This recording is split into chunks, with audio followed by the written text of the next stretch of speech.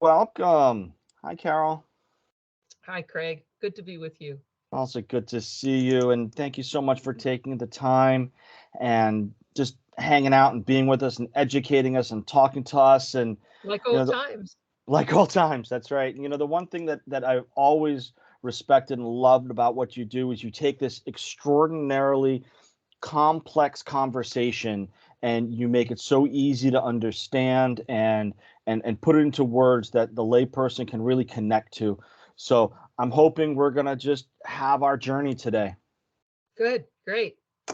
And the reason I do it that way is because I got to figure it out. I have to, none of my ideas are original. Everything that I teach is somebody else's original science or discovery. I just have to figure out how to translate it from the language that the person used to publish it into something that makes sense to me. And then I get a great kick out of sharing it with other people because to me, it's really exciting stuff. It is extraordinary, exciting stuff. We absolutely um, love having the ability to be able to dissect the work and really take a look at the underneath the hood, so to speak. Right? Just lift the hood and take a look and see what's going on underneath it. And Carol, let's start off. Where are you these days? What are you doing? What's going on? Where are you? Well, I moved from Miami to Maine, to just south of Portland, Maine, in the beach community, Scarborough, Maine. And we have 7 beaches here. But coastal Maine is very different from coastal Miami.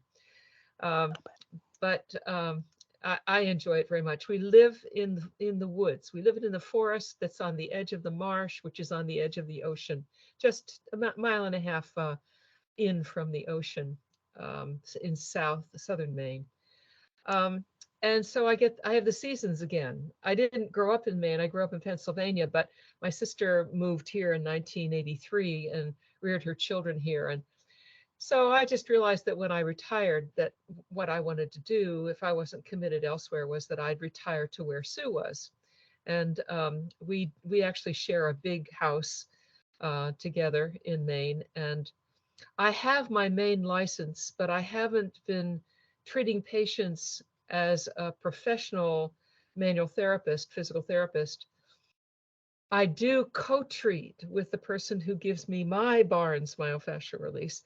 She gets a complicated patient every once in a while, and she asks if I'll come in and see this person with her. So I do patient care in that way, once or twice a month. And then I have done a kind of a quasi study group, getting the Barnes Great. practitioners from New Hampshire and Massachusetts and Maine together. And that has to be a little bit more formalized. And then the other thing, that a main thing that I'm doing is teaching. I'm teaching these Zoom lectures um, about fascia and about um, the the physiology of fascia, which is biotensegrity, and about how this marvelous life goes on, how it's sustained, how it's created, and then how it's sustained, and how it works, how the systems all work together, and then what gets in the way of the efficiency of the systems, which we call disease or disability, and then what we do, especially in manual therapy, but also in exercise, um, helps to restore balance and integrity for the systems to be able to work well together. Of course, that's fascia. Yeah. And so there are all kinds of conferences, international conferences that are going on, and groups that are devoted to studying fascia and devoted to sponsoring talks about the science of fascia from different perspectives. The perspective that I feel most comfortable in is the perspective that I learned as a John Barnes myofascial release physical therapist. That's the first glimpse I got of this wonderful holistic web. And from then on, I kind of just kept reading and reading because I wanted to understand the science behind it. And I've been doing that now for 28 years, full So time. So let's jump in right there. That's a great place to start. Why don't you tell us a little bit about the difference between John Barnes' method of myofascial release versus the internet's version of myofascial release these days that we see so often in these little 30-second clips? Yeah. Well, myofascial release is kind of a generic phrase, kind of like Xerox or Kleenex. Um, it's the myofascial release that John Barnes trademarked when he developed his principles, is very specific, and it's oriented toward some principles that if you don't follow them, you can't say that you're doing authentic myofascial release, Barnes method. Right. But anybody who does structural work or does manual therapy, is influencing the fascia and the flow inside of us through what Donald Ingber discovered was mechanotransduction. Now that sounds like a fancy word, but it really is just energy. When you hear the word transducer, you're always thinking about energy. Right. It's finding energy and changing it in some form.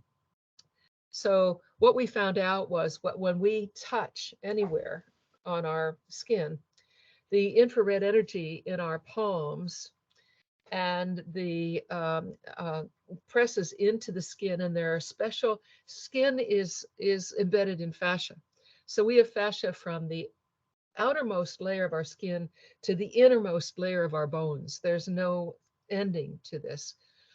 But there are receptors just under the skin that are fascial receptors. They're pressure receptors. And what happens is they pick up this image, this pressure, and then the infrared energy, flow it down to what we used to call the free nerve endings. There are no free nerve endings. Right. They're surrounded in schwanz. They're surrounded in fascia, but the fascia itself is sending this electronically down to those free nerve endings. It comes up through the interoceptive nervous system, up to the somatosensory cortex, and also to the interoceptive system. So we get to perceive it that way. Anybody touching in any way is going to have that effect. In fact, us sitting on our bums is having that effect because it's pressure. But Right. when it's a person versus, let's say, a soft ball or a roller, the person's energy now is getting into the mix, that infrared energy, and that's also affecting fascia.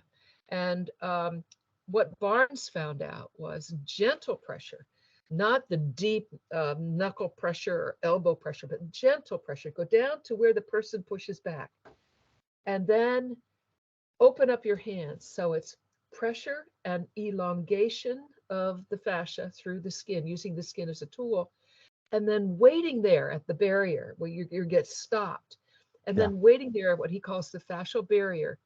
And then you wait, and pretty soon you'll start to feel this kind of rumbling waving underneath your Right. hand.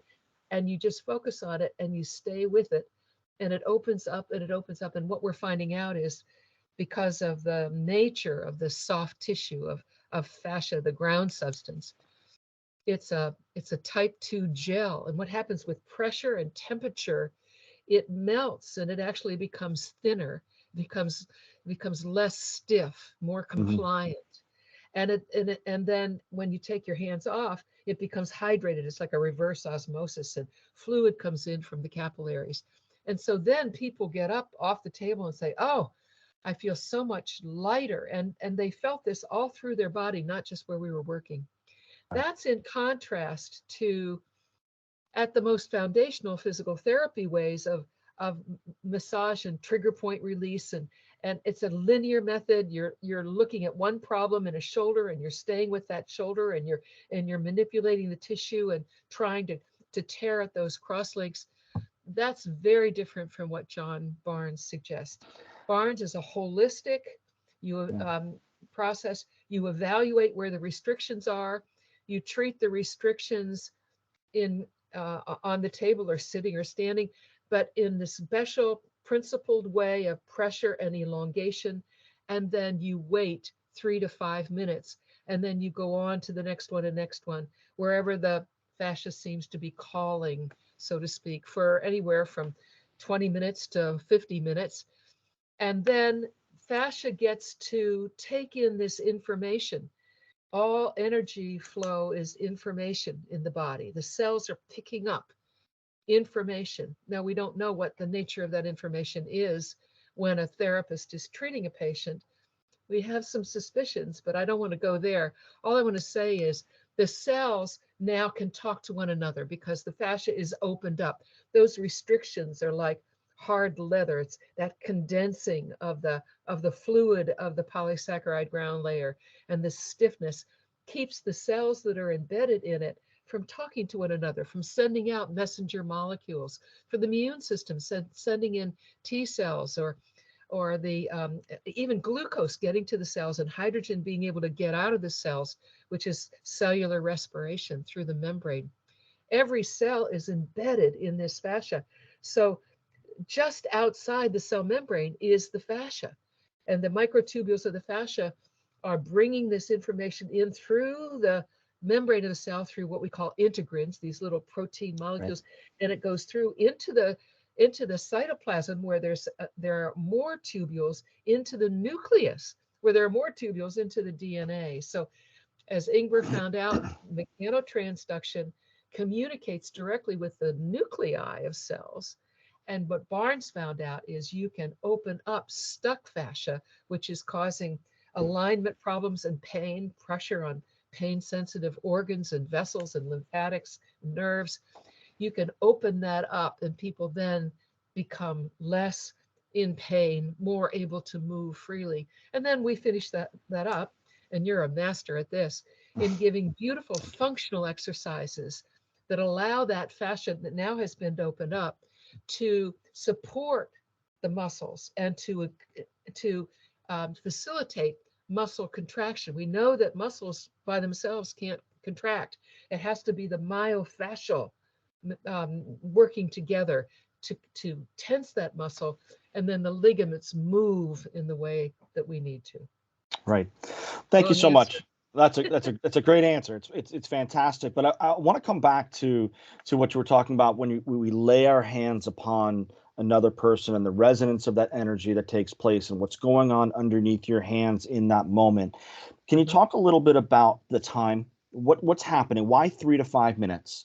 Why is there a time frame on there? And then let's go further beyond that about how, and we talk about the functional exercise that kind of comes into it based on tensegrities.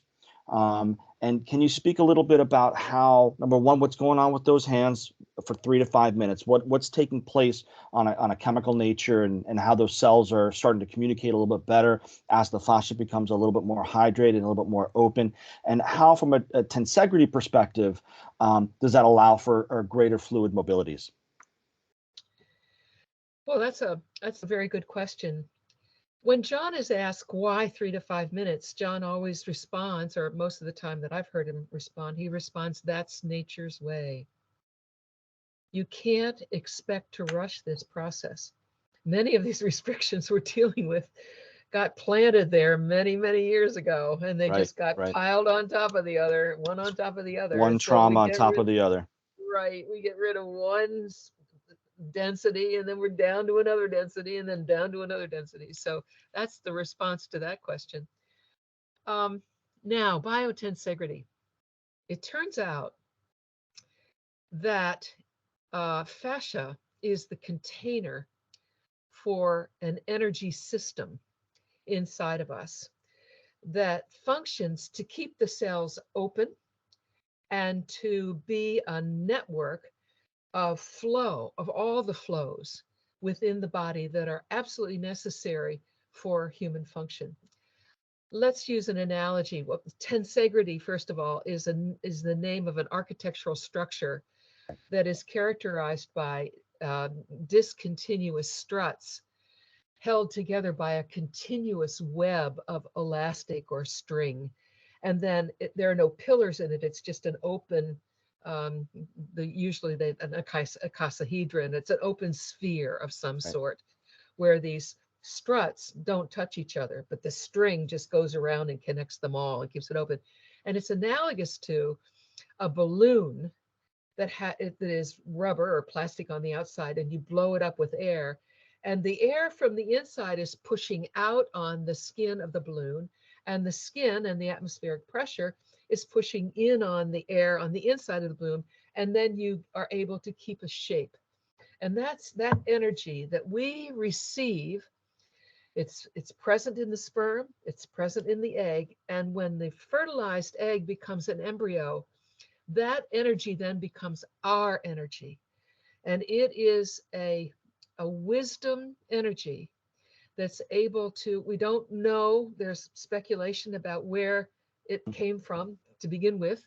Right. I hold with those, and James Oshman also, who claim that that energy comes from what we call the quantum plenum, the field, the 0 point field, the atmosphere that is so dense with energy. We know that already. The physicists know that. Each cubic centimeter is 10 to the 9 joules of energy, a cubic centimeter. So we know that there's energy out there. And we think that that energy is what, from the Big Bang forward, fueled the making of the stars, and then the making of our planet and the making of human life on the planet. So what's the function of that energy in the embryo? Well, you've seen embryos develop, and you know that they kind of, there's the egg, and then there's 2 cells, and then there's 4 cells, then there's 8 cells, and then there's 16 cells, and then there's 32 cells. And this is a self-organizing development of zygote and into a living being, whether it's a salamander or a tadpole or a human being. They're following, the energy is reading the DNA blueprint. Every cell is like every other cell in terms of genetic composition, but there's some wisdom in there that turns stem cells into the appropriate cell of the heart, into the appropriate cell of the brain or the gut or the limbs as they come out. And the brain starts up here, or the heart starts up here above the brain, and it drops down to the center, and the lungs unfold around it, and then the little limb buds go out from that, and then the legs come down. That's following the blueprint of the DNA, but it's energetically fueled by this push-pull of biotensegrity energy. And each of the cells inherits that push-pull, so that the fibroblast, if you see it, a picture of it, there's a nucleus, and then the cytoplasm is out here, and you can see the mitochondria flowing out toward the cell membrane. It's really beautiful. I use that in my slides to say this is an example of the force field of biotensegrity. Now, nobody ever, as Steve Levin, the founder of Biotensegrity, said, he started to put this together. He said that, the biomechanics that we learned in school, as an orthopedic surgeon, there aren't any levers in there that are capable of holding a dinosaur's tail up for 50 yards behind it. And then what they realized, that the old model was based on the only thing that we knew, and that was Newtonian solid state physics. And so we looked at the body as a cluster of parts that came together as a whole, but the whole was no more than the sum of the parts. And that's what dissection did for us in the 1600s. Right. And what Descartes did when he made that first dissection, and we opened up the energy field to look at the parts, we lost the realization that this is a field that is populated with cells that have certain function. And instead, we only saw the pieces. Now, fascia science has moved on, and with the genesis of Jean-Claude Guimbarteau's wonderful film, Strolling Under the Skin, which you have on your website, I think. I'm not sure. We do. That you can look through a small incision. They took a tube with a camera and a light at the end and magnified fascia 10 times and then more than that. And you could see it was nothing like the fascia that we studied in physical therapy school or medical school or in cadaver dissection. That's dead fascia. And it's like studying a telephone pole. Right. And than trying to figure out how a tree works. But that's what Um, happened, many years ago when they were doing the dissections. They took a look at, they opened up the body, yeah, a non-living human at the time, and they discarded the fascia. yeah, Um, they threw it away. They thought it was not important at all.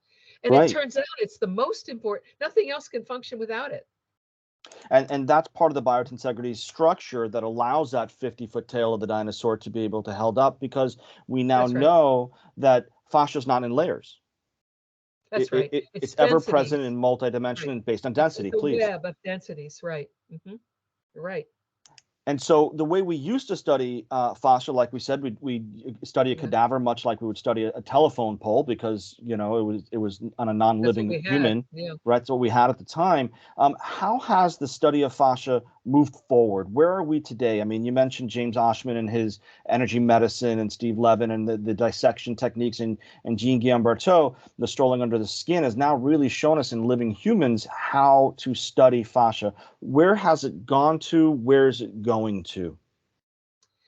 Well, I think one of the really phenomenal discoveries was that fascia is the conduction system and of energy and information in the body. Without Mm, fascia, cells couldn't get the information they need to function.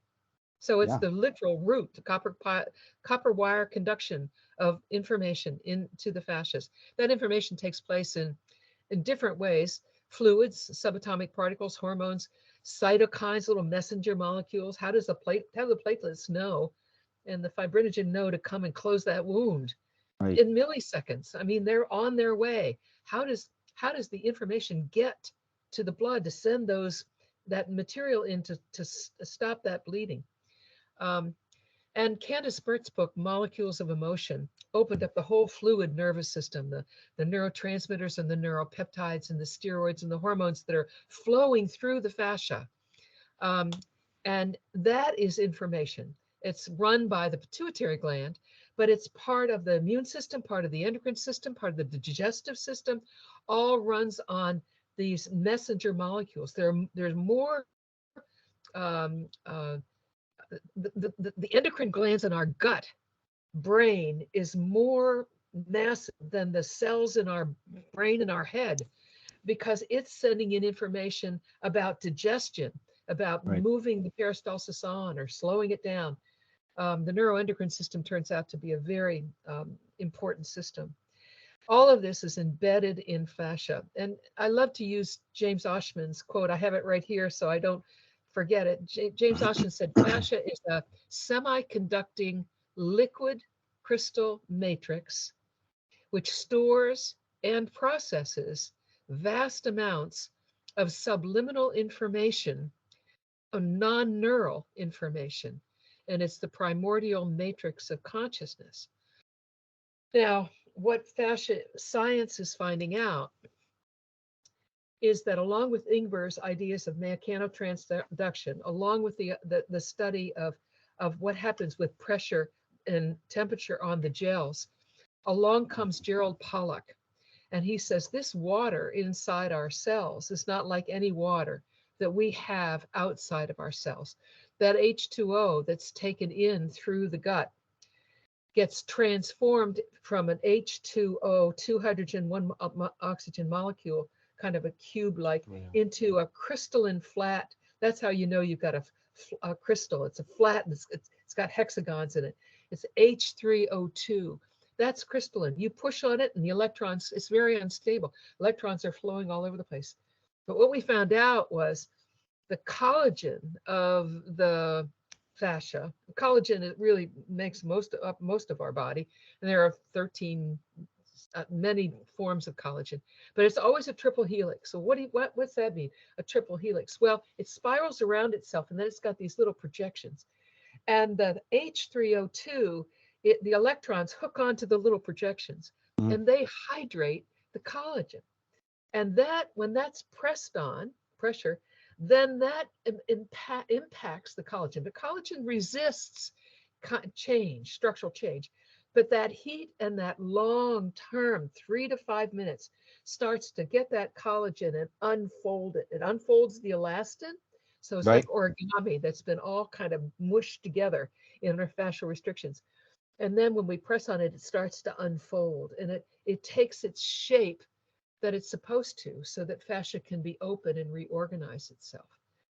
And then I think the newest forms of fascia research that are really relevant are to show that this John Sharkey and Joanne Avison actually have coined the term fascia-tegrity, Yeah. that fascia, because fascia and biotensegrity can't be separated. Fascia exists so that biotensegrity can function. And as biotensegrity functions, it brings us into balance and allows us to move functionally in ways that fuel our system in healthy ways. And when we've got disease or disability or illness, we're not moving well. Certain parts are moving and certain parts are stuck. And so the role of the physical therapist, especially, but other people too, but primarily physical therapists, what we do is analyze, where is this person limited, and what's causing the limitation in movement, because we're movement specialists. And it And might not be at the site of the limitation. right, it's because the web is throughout. And you might have torn your hamstring, which pulled and you nursed it a little bit and it kind of got better, but it pulled the pelvis down. And then the pelvis on the other side, wait, and it starts pulling the lungs down, the fascia around the lungs, which goes up into your neck, and they come into us with neck pain. Well, if we just treat that neck pain and we don't look at where are the other restrictions, we're going to find that hamstring and then open up the whole system. That's why we say at least 4 to 6 beginning sessions to let us get a sense of what's happening inside, what we can change, what's possible, working with the person, sending them home with functional exercises, so that then once we get the fascia cleared of the restrictions, then they can move and restore that openness of the collagen and keep it open with yoga, with Pilates, with functional exercises, with kettlebells, on the inversion table, with the TheraBand for resistance, walking. I'm not a real fan of walking on treadmills because of the impact on the soft tissue and the knees. A little bit of an incline might be better, but anyway, the elevated the treadmill that you have that makes people lighter allows them Ultra to G. move. Yeah, and that's what Pilates does with the springs. People say, well, I can't do that anymore. Well, then all of a sudden you're doing that and it's open to you. I was wrong. My perception was wrong. And that comes down to the main part of how fascia science is advancing. That's sentience, that's perception, that's consciousness. And every moment that we perceive something, anything, that perception, of course, is picked up by our exteroceptors. They're vibrator receptors: light, sound, taste, touch, and smell. Mm-hmm. We take in the sensory input. The vibrating, the exteroceptor translates it into energy, sends it to the brain for being able to read it. Well, the interoceptive system, which is those non-myelinated, mostly non-myelinated free nerve ending cells. Right. They're 3 times as voluminous as any other cell in the body, and the sensory system is 3 times as voluminous as the motor system. So you know that this is really important. Interoceptors take in information. Some of it goes to the somatosensory cortex. Some of it goes into the thalamus and then over to the insula. And in the insula, we interpret what we're taking in with a feeling. So we might all of a sudden become very, very cold. And we might think, oh, that feels so good because I was so hot before. Or we might think, oh, this feels terrible. I'm shivering. I've got to cover up. That ability to sense and put an emotion to the sensory input is made available to us through the interoceptive system. And the interoceptive system is embedded in the fascia. It uses the spinal cord as a mechanism to get the message up. But probably the most voluminous input from the sensory system is from either the sympathetic nervous system and the sympathetic ganglia, which is fight or flight, or the vagus, the parasympathetic nervous system, primarily the vagus nerve. People come into us in hyper sensitivity for fight or flight. They're hurt. They're hurting. They want help, and they're what we call sympathetic overload. What our job is to calm down that sympathetic overload, because when it's an either or, it's binary. If your body's getting sympathetic, it's not getting parasympathetic, and the organs then suffer. You get chronic breakdown and fibrosing of lungs and hearts and gut, because it's not getting the kind of nervous system stimulation that needs for the cells to be happy and to talk to one another. Instead, all those messages are going to the muscles and the nerves, and you're getting ready to fight all the time. John says, look at them in traffic. Just everybody's just walking around there they're just ready to attack. And if you look at the last few years in COVID, right, we've been in this fight or flight situation, and our stress levels, they're not coming down. They're here and they're bumping up, and they're coming down just a little bit and bumping right back up again. So we've been in this constant fight or flight for the last several years now. Right. So what we found out in this marvelous study was, with mimicking something like Barnes myofascial release, a myofascial therapist placed hands on a patient, and the patient had fMRI, a functional MRI reading of the interoceptive nervous system, the nervous system that was saying how relaxed they were or not. So they got a baseline. And then the myofascial release therapist for 20 minutes practiced this mindful, attentive, myofascial release, allowed the fascia to open up. Then they took an fMRI reading, and it found out that the interoceptive system relaxed, and the person felt safer and more at home. The control group, same study, myofascial release, but the therapist couldn't pay attention to what was happening under their hands because they had earphones in that were clanging intermittently. Oh, wow. And all they could do was pay attention to the clanging, and they could not attend or have the same intention. And what happened was the interoceptive system did not ever relax. It stayed the same. And that is how research is showing us through the fascia. The interoceptive system is receiving information not just from us, but from our environment and through the energy of a person who's touching us. So now think back to if you were lucky enough to have a Bubba or a grandmother who just, or a mom who just placed hands.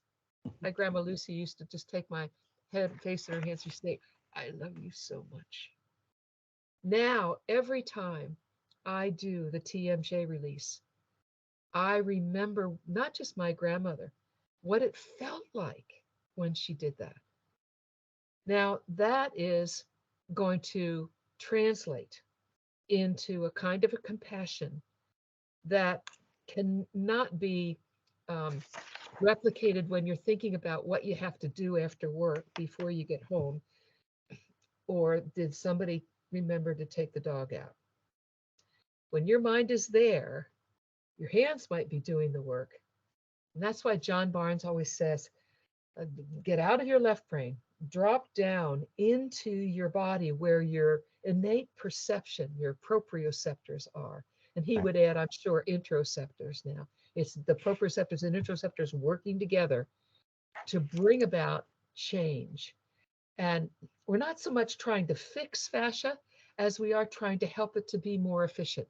Fascia will always work as efficiently as it possibly can in any one moment. So if I sit a lot, it'll form me in sitting, and I've got to do my yoga and my Pilates to get out of the posture that it thinks it's supporting me in, because it thinks it's doing a good job keeping me stable and sitting. Right. But that's what we do, and then that makes Barnes significantly different from other forms as well. So the new science is looking at interoception. It's looking at communication. They thought that they could, if they could find a way to soften the gel without the use of hands, like with a chemistry, with an injection, they might be able to treat breast cancer, because they found out that at least certain forms of solid tumors in breasts grow into malignancies because of a communication problem between the cell, the breast cell, and its surrounding fascia. Right. The fascia wasn't able to get the information into the cell and the cell out. And so the cell grew bigger. And so they thought, well, let's see what we can do to thin out that polysaccharide ground substance with an injectable, with a chemistry. And that's what big pharma does. We found out that it's really loving hands and connecting with Right. the vibration of the fascia and what it's saying to us. It's the empathy. It's the empathy and the connection between in conjunction practitioner with the patient. Let's come back a little bit to what you just mentioned about John, and if you're not able to be with the patient at that time, and your mind is somewhere else on a shopping list, and the lack of, and John calls it channel 3 and channel 5. Can you talk a little bit about that, and how this method of myofascial release is so much different than others because of that? Right. And one is not bad and one is not good. It's really both and. We use channel 5 diagnostic, our left brain, logic oriented problem solving brain, to try to figure out, for example, what's different. What do we notice that's different about this person this time? You know, every person is taken as an individual at this point in time. We're not looking to what happened last time with this person. We're not looking to say, okay, the randomized trials tell me with this kind of pain in the low back, this is what I have to do. No, we're looking at each person individually, and we're using our left brain, our diagnostics, to look at what the posture is telling us, what the gait is telling us, and then listening to their story. We're listening to their story with a kind of a commitment to listening to what's said and then listening to what's not said, the spaces between the words. And when we listen that way, our intuition is at work, and we might pick up something that it seems like that person's kind of hesitating a little. That's partly the diagnostic left brain, channel 5. However, when we approach that person's energy field and start to do the work, we drop down, John says, into ourselves. We take almost a meditative stance. We get out of that left brain. If you look at meditation as anything that gets you out of that default mode network, the Yeah. monkey mind, and What does into our dropping body, down into your cell mean? dropping down into ourself. Well, one of the best ways to illustrate it is to move out of the problem solving left brain idea and track the breath as it comes in through our nose and down into our lungs, and just kind of watch the breath come in and go down and into our body, and then back out again, and then back in again, and then back out again. We're staying away from problem solving when we're doing that. And as we do that, then be very mindful that we're in somebody's energy field. They can feel us, whether it looks like we're touching them or not, we're touching them. Our energy is touching them. Right. And then we gently, very gently, place our hands and stay down in that channel 3, feeling from inside our bodies, out through our arms, up from the bottoms of our feet, out through our arms, into that person's fascial system, going down to where they push back, and then waiting, taking a breath, and then opening up our hands until we come to a dead halt. And then we're in communication. And then it doesn't help to try to figure out now what's happening. No, stay with it. What's the fascia trying to say to me? Oh, that feels a little bit more stuck up there than it does down here. And then a thought will come. What's going on in that scapula? I'm down here in the pelvis. And then you say, is something going on up in your shoulder blade, or do you feel this anywhere else in your body? And they say, oh yeah, how did you know? I feel that up there. And Right. then that's the fascial voice. That's the information that's in the fascia coming into our consciousness. And we're able to interpret it through our knowledge in our left brain and our intuition in our consciousness and in our interoceptive system, and able then to act on it. in a holistic way. Yeah, that's a fantastic explanation. Thank you. And thank you for mentioning the combination and use of both right and left brains in the world in which we live in, because we do need to have both. And I find that our fascial system will, as you said, if we sit a lot, our fascial system will pattern to that. When we have regular movement patterns, drinking that cup of coffee every morning for 25 years, you don't really think about how the muscle memory works. It's automatic. And when an injury takes place and you have to figure out another way to figure out how to move, well, then a negative movement pattern or a compensatory movement pattern comes into play, and our fascial system will adapt to that. And Right. that might pull on one side, might pull on another side. And that spider's web of connection is then how we gain access into that system and allow the system to melt and the gel to become more hydrated and softer in our movements. And then I have found through my years of doing this with you, and just for everybody else, Carol was the assistant instructor at my first class over 20 odd years ago. So we go way back, and Carol's been a mentor and a teacher, a friend, and for many, many, many years. And the one thing that we've learned together is we need to move. Our bodies are meant to move in multiple different directions, and our spine is meant to move. Mm-hmm.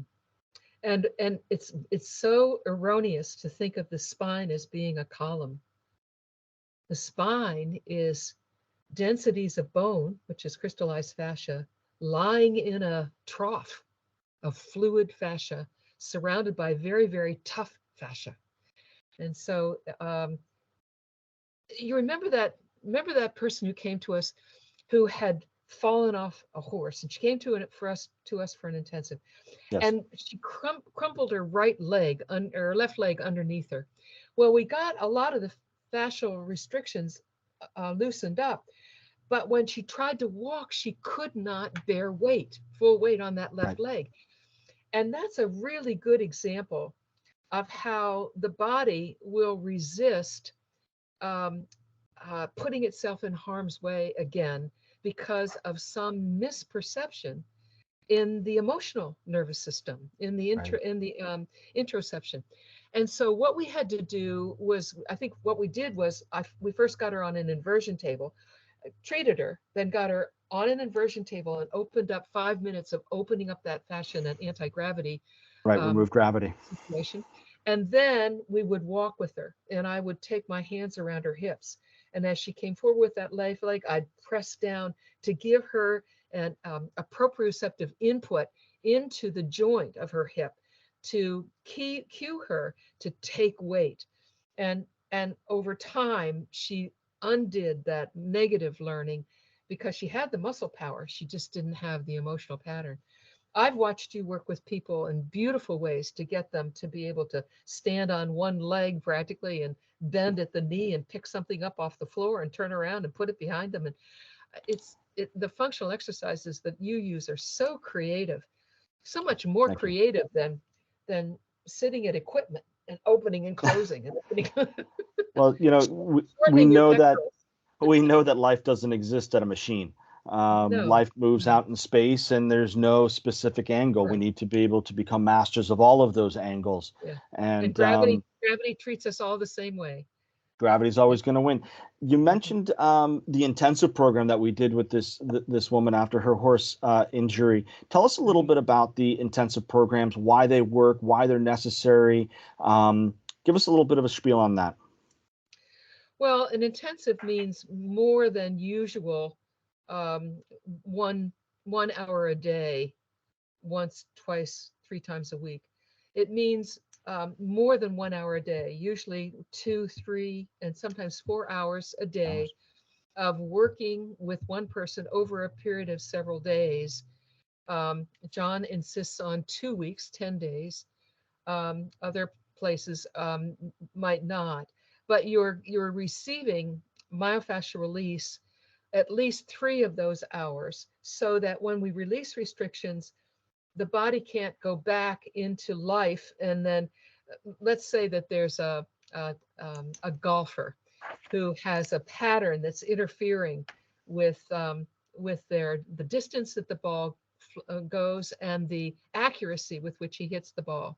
And we find out that there is a twist in his thoracic fascia, but we don't think that that's the problem, because that twist was there when he first started and it didn't have the problem with the accuracy or the length of the distance. So what we did was found out that and this is a true story of one of my patients, we found out that the pelvis was rotated.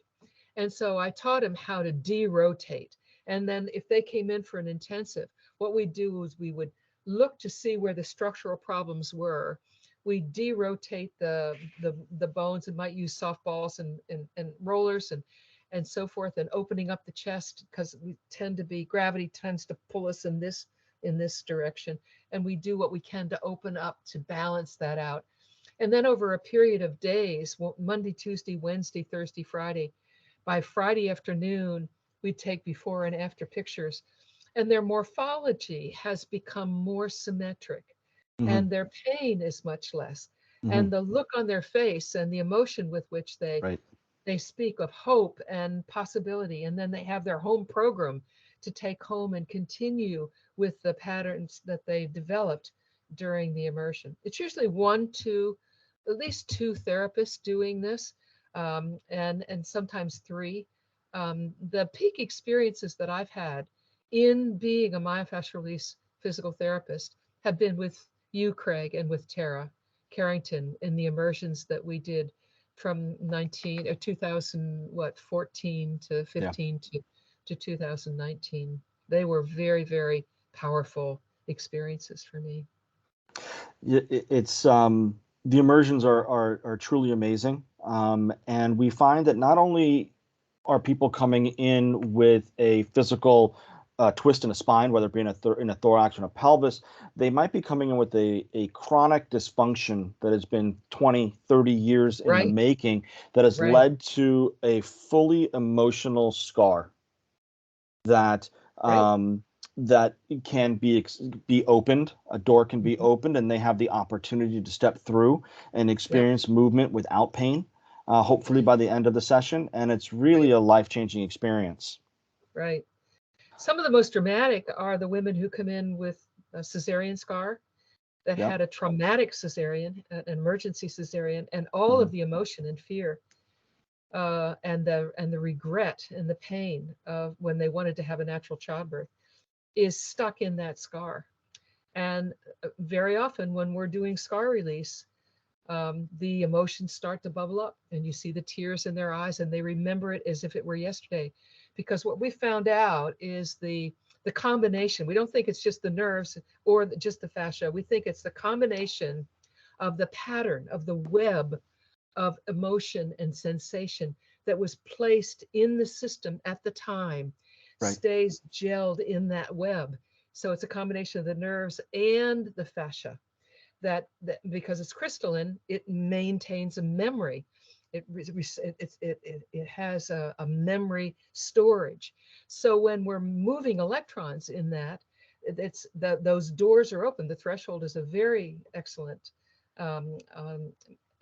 metaphor, because they stand on this side, and very often they're afraid to go through. They're afraid to dip down and go into that pain and revisit. And it's not remembering, it's revisiting that pain and allowing that pain to speak to them, and putting words to that pain.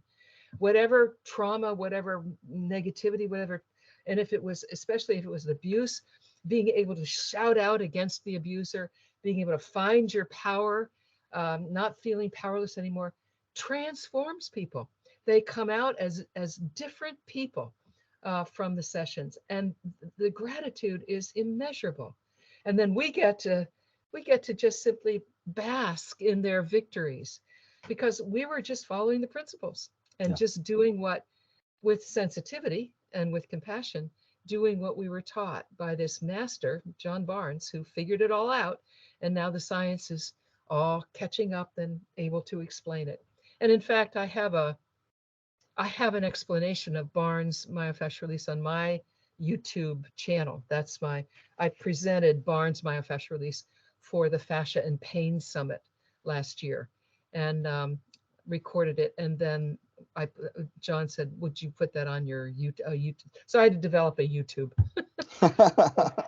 Well, we're very, very thankful that you did. And, throughout our conversations today, you've mentioned some luminaries, and James Oshman and Candace Pert and Steve Levin and Jean Gambarteau, Gerald Pollack, Jared Jean Pollack, Todd, mm-hmm. Yep, John Sharkey, Yeah. and Joanne Eveston. And your name is right there at the very, very top, Carol. Thank you. Really putting this all together for us. So I'm going to link in when we post this, I'll link all the information to these people, and obviously I'll link the YouTube video as well to make sure that everybody gets a good look at it as well. Wonderful. So, I appreciate that. Carol, let's wrap up a little bit here, but tell me a little bit about the future of myofascial release and your role in it. Oh, what an interesting question. Well, from the very beginning, I felt that myofascial release as a discipline, as a treatment modality, answered the main question: why are integrative therapies, energy-based integrative therapies, effective? Because it illustrates how the science works. For acupuncture, for Pilates, for all the holistic, subtle energy, moving the energy in the system of fascia and biotensegrity to produce healing, better integration in the system. So the future for me of all healthcare lies in those principles of understanding fascia and biotensegrity, soft tissue physics, not solid state physics, and the role of subtle energy, especially compassion and gentleness in the tissue, in changing things to bring about health and to restore balance. So to me, it is integrative therapies that are based on subtle energy and understand holism. The whole is more than the sum of the parts. It's not linear. And when you're working on one area, you're working on the whole area. When one thing moves, everything moves. Taking that into account, taking into account the science of self-organizing systems, of emergent properties, of complexity. All of that physics is at work in our systems, from stem cells, from the moment of conception until the moment of death, until we take our last breath. And then there, of course, is speculation that for those who believe that consciousness exists outside of us as well as inside of us, that when the body dies, that energy that is consciousness is never destroyed. And our cells might break down into carbon, hydrogen, oxygen, and nitrogen, but they rejoin the soil. And that, depending on how long, is how you were buried. I'd like to be buried under a tree somewhere, wrapped in just a blanket, and so I can get my cells into the earth as quick as possible. And you can come to the tree and talk to me. That would be an ideal way to be buried. And you can give the eulogy at my funeral, and you can say that Carol Davis wanted to be buried under a tree, so we can go to the tree and talk to her. So that her cells, the organic components of her body, can return to where they came from, and eventually to the stars, because that's where we all come from. And that's a whole nother conversation for another day. Sure is. Yep. and that's the future too of fascia science. The future is the A.T. Still, who discovered fascia back in the night. Well, didn't discover fascia, but discovered it as a whole web. So Father Osteopathy said fascia is where the soul dwells, and Jaap van der Wal in his embryology course teaches that. It's the idea that there, whatever we call soul, it doesn't have to be spiritual. It's just a part of ourselves that has sentience and ability to become aware of who we are. When soul is connected to it, it usually means it's non-corporal. It's just energy, and it has some sort of sense of the transcendence, connection with that which is beyond us that we can't ever explain. That's pretty I know we could go amazing. on forever. Yeah. You and I can have this conversation forever. And we've had Yeah. hours and hours and hours of conversation. Carol, what is your role? What are you doing next? What's on your agenda? Where are you going to be? Where can people find you? What's coming up? Yeah, well, let's see. My main speaking engagements this year center around being my next one, it was with you. And last Wednesday I did a marvelous talk with James Oshman Mm, on where does the energy come from in biotensegrity. We had a discussion with the Biotensegrity group. So I'm on a website called embodiedbiotensegrity.com, and you join, and it's yeah. a marvelous group of people that just talk about fascia and biotensegrity every Wednesday. And then on Friday, every once in a while, there's the Biotensegrity Tea Party, The Tea Party. which is Yeah. the tea party. Everybody comes, there's one subject and experts on that subject. And so the person presents for an hour or so. Then it opens it up to discussion.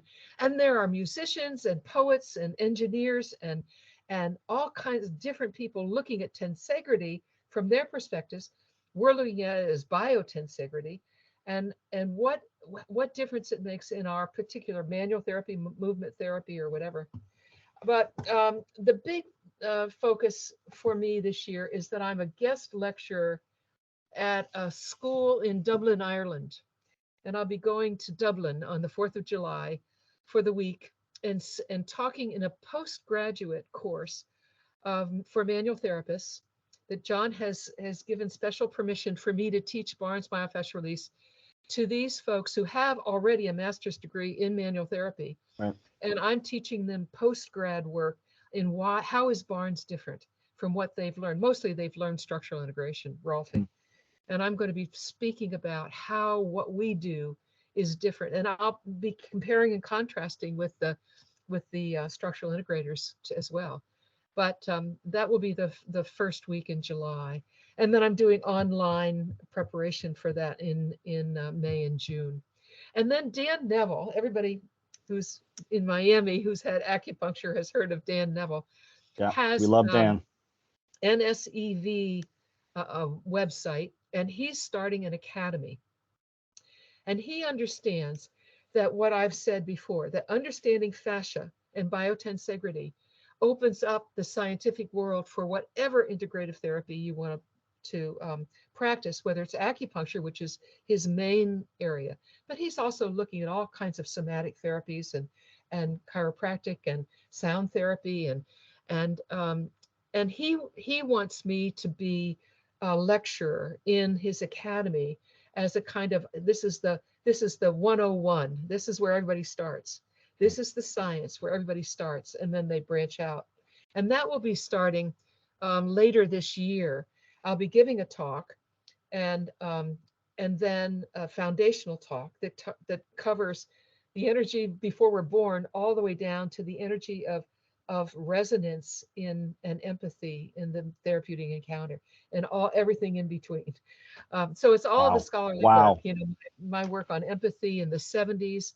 I did a dissertation on empathy, and then the work that I've done in quantum physics, and because I'm a twin, and my ESP that I share with my sister and I are entangled in this space and time, and then energy of transmission through the therapist and the patient, and the resonance, the wonderful consciousness, the flow and the connectedness that gives that glow to everything that we do, the extreme pleasure of how it feels so good to move into healing with each other.